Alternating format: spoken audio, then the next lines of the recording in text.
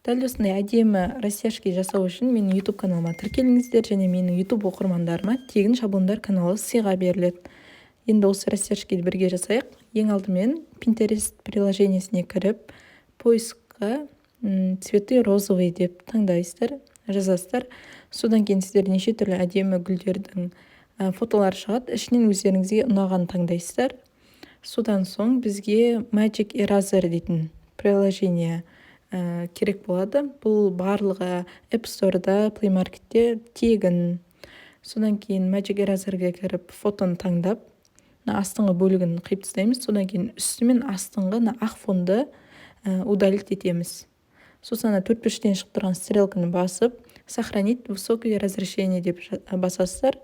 Содан кейін біз Studio дейтін приложениені қолданамыз. Соның ішінен бізге растяжкидің формасы қажет. Мен таңдадық. Сосын бірінші тұрған фотоны таңдаймыз.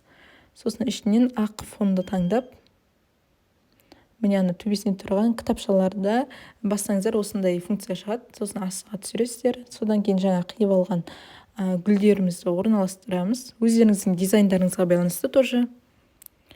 Міне бұны тоже астыға түсірдік. Содан кейін қайтадан жаңа кітапшаларды басамыз. Сонда фотоны таңдап тұрып, дубликат дегенді басасыздар. Сосын міне астыңғы бөлікке орналастырдық. Қайтадан қазір кітапшаны басып, сосын қайтадан дубликат деп, міне екінші жағына орналастырамыз. Ол үшін размері өзгеріп кетпеу үшін міне осы функцияның ішіне кіресіздер де осылай айналдырып қойып аламыз. Міне орналастырдық. Бізде бәрі почти дайын. Енді қазір сөз жазу қажет. Мен бұны құдалыққа арнап жасап жатырмын. Сондықтан Q деп жазамын. Ішіндегі Q дейтін әріптің қазір цветін ауыстырамыз.